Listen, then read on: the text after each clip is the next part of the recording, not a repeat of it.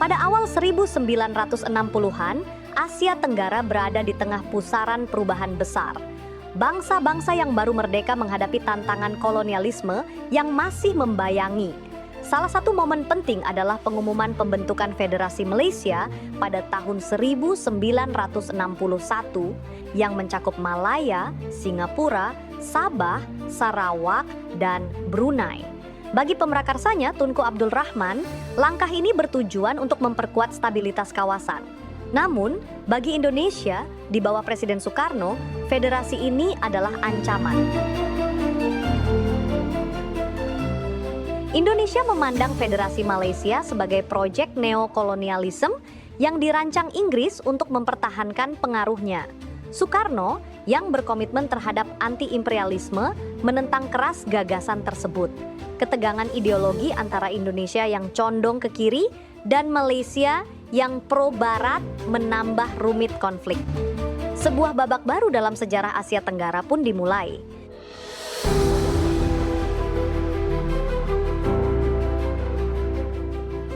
Pada masa kepemimpinan Soekarno, Indonesia berada di puncak euforia pasca kemerdekaan. Namun, kemerdekaan itu tidak datang tanpa perjuangan keras dan pengorbanan besar.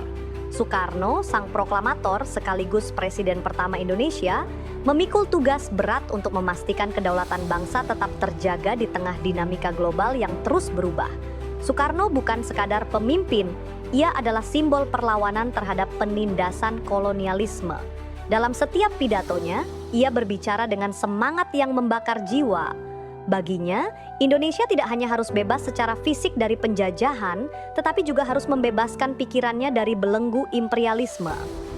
Visi Soekarno tercermin dalam konsepnya yang dikenal sebagai Nasakom, nasionalisme, agama, dan komunisme, yang ia yakini sebagai cara untuk menyatukan beragam ideologi di Indonesia.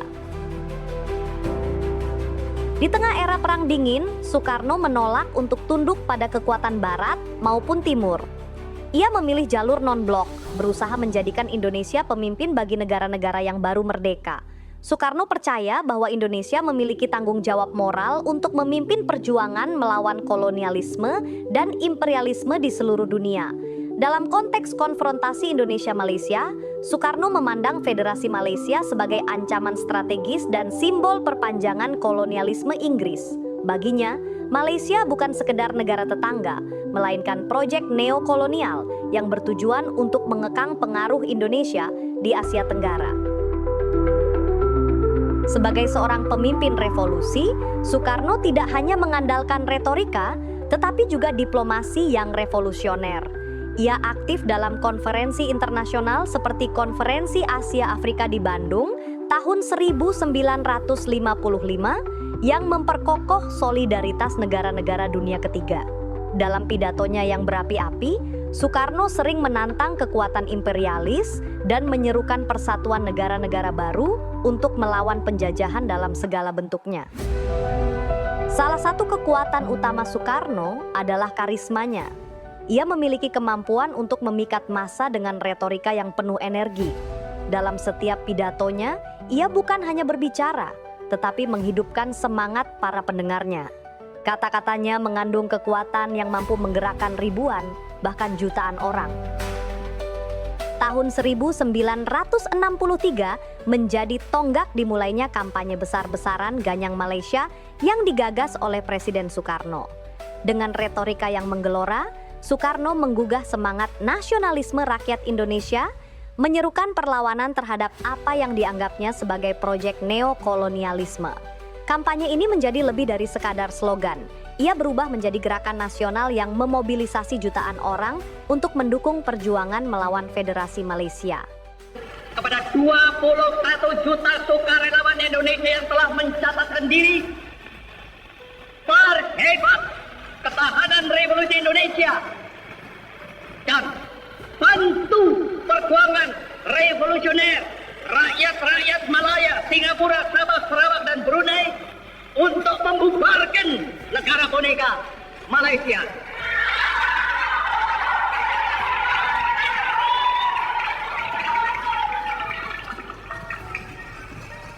Semoga rahmat dan taufik Tuhan beserta kepada kita. Demikian Dwi Kora, saudara-saudara. Di jalan-jalan Jakarta, poster dan spanduk bertuliskan Ganyang Malaysia menghiasi setiap sudut kota. Lagu-lagu patriotik seperti Ganyang Malaysia dinyanyikan di radio, di sekolah, bahkan di barak-barak militer. Media massa secara masif menyebarkan pesan bahwa Federasi Malaysia adalah ancaman besar bagi kedaulatan Indonesia dan perjuangan anti-imperialisme.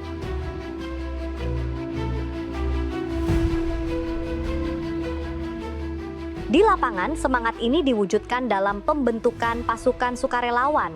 Ribuan pemuda dari berbagai daerah dengan sukarela mendaftarkan diri untuk berjuang melawan Malaysia. Mereka dilatih di kamp-kamp militer dan diberi bekal untuk menjalankan misi infiltrasi. Meski banyak dari mereka tidak memiliki pengalaman tempur, semangat nasionalisme yang tinggi membuat mereka percaya bahwa perjuangan ini adalah panggilan suci bangsa. Di sisi diplomatik, pemerintah Indonesia melancarkan serangan verbal yang intens. Kedutaan besar Inggris dan Malaysia di Jakarta menjadi sasaran demonstrasi besar-besaran. Massa membakar bendera Malaysia dan Inggris melambangkan perlawanan terhadap simbol-simbol kolonialisme. Aksi ini menjadi pesan tegas kepada dunia bahwa Indonesia tidak akan mundur dari perjuangan ini. Namun, di balik retorika yang membakar, kampanye ini menuntut pengorbanan besar.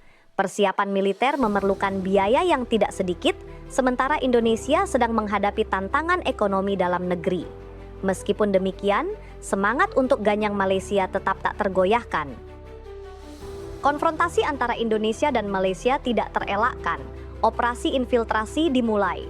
Pasukan Indonesia terdiri dari sukarelawan dan tentara reguler menyusup ke wilayah Malaysia Timur, terutama di Sabah dan Sarawak. Operasi ini bertujuan untuk mendukung kelompok anti pemerintah yang menentang Federasi Malaysia. Hutan belantara Kalimantan menjadi medan perang yang sulit dan berbahaya. Pasukan Indonesia harus menghadapi tantangan alam yang luar biasa, sungai-sungai deras, rawa-rawa berlumpur, dan hutan lebat yang penuh dengan ancaman penyakit tropis. Dalam kondisi yang minim peralatan, mereka mengandalkan taktik gerilya untuk menyerang pos-pos penjagaan Malaysia. Di Sabah dan Sarawak, kelompok-kelompok perlawanan lokal yang menolak Federasi Malaysia menerima bantuan dari Indonesia. Pasokan senjata, pelatihan militer, dan dukungan logistik disalurkan melalui jaringan rahasia. Namun, di sisi lain, Malaysia dengan bantuan Inggris dan Australia memperkuat pertahanan mereka. Pasukan Inggris yang memiliki pengalaman tempur di berbagai wilayah koloninya memanfaatkan teknologi modern seperti helikopter untuk memantau pergerakan pasukan Indonesia. Bentrokan di perbatasan semakin sering terjadi. Operasi-operasi sabotase dilancarkan oleh Indonesia, mulai dari penghancuran jembatan hingga serangan mendadak terhadap pos militer Malaysia. Salah satu serangan besar terjadi di wilayah Kalimantan Utara, di mana pasukan Indonesia berhasil menguasai sebuah pos penjagaan Malaysia selama beberapa hari sebelum akhirnya dipukul mundur oleh pasukan gabungan Inggris dan Malaysia. Namun konfrontasi ini bukan tanpa korban. Banyak sukarelawan Indonesia yang gugur di medan perang, baik karena serangan musuh maupun akibat kerasnya medan. Kekurangan logistik dan peralatan juga menjadi tantangan besar. Sementara itu, Malaysia dengan dukungan militernya yang lebih kuat mampu memukul balik serangan-serangan tersebut, meskipun harus menghadapi kerugian di pihak mereka. Konfrontasi di medan perang ini tidak hanya berdampak pada militer, tetapi juga pada penduduk sipil di wilayah perbatasan. Banyak desa di Kalimantan menjadi medan pertempuran, memaksa penduduknya untuk mengungsi. Suasana ketakutan dan ketegangan melanda kawasan tersebut, sementara kedua belah pihak terus berupaya memenangkan konflik. Di tingkat strategis, Indonesia mencoba memperluas cakupan konfrontasi. Operasi militer tidak hanya terbatas pada wilayah Kalimantan, tetapi juga direncanakan untuk menjangkau semenanjung Malaysia. Namun, rencana ini sulit terwujud karena keterbatasan logistik dan tekanan internasional yang semakin besar. Negara-negara tetangga seperti Filipina yang awalnya mendukung Indonesia mulai mengendurkan dukungannya karena takut terjebak dalam konflik yang lebih besar. Sementara itu, Inggris dan sekutunya terus memberikan tekanan melalui diplomasi dan kekuatan militer. Dengan angkatan laut dan udaranya yang superior, mereka mampu memblokade sebagian wilayah perbatasan, menghambat pergerakan pasukan Indonesia. Ketegangan tidak hanya terjadi di medan perang, tetapi juga di panggung internasional. Ketika Malaysia diterima sebagai anggota tidak tetap Dewan Keamanan PBB pada tahun 1965, Indonesia merespons dengan langkah yang mengejutkan, keluar dari PBB. Langkah ini menunjukkan betapa seriusnya Soekarno dalam melawan Malaysia dan sekutunya. Indonesia pun memperkuat hubungan dengan negara-negara Blok Timur seperti Uni Soviet dan Tiongkok. Soekarno ingin menunjukkan bahwa Indonesia tidak membutuhkan dukungan dunia barat untuk bertahan.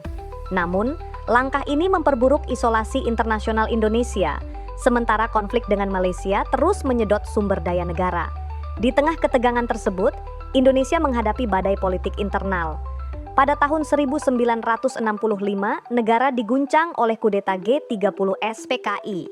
Peristiwa ini mengguncang stabilitas pemerintahan Soekarno dan mengalihkan fokus dari konfrontasi dengan Malaysia. Krisis ini menjadi titik balik dalam sejarah Indonesia, membawa Jenderal Soeharto ke panggung kekuasaan. Di bawah kepemimpinan Soeharto, pendekatan terhadap Malaysia berubah total. Dengan pragmatisme politik yang lebih besar, Soeharto memutuskan untuk mengakhiri konfrontasi. Pada 11 Agustus 1966, Indonesia dan Malaysia menandatangani kesepakatan damai di Jakarta. Perjanjian ini menutup babak konfrontasi yang penuh ketegangan, meskipun meninggalkan jejak luka yang mendalam di kedua belah pihak.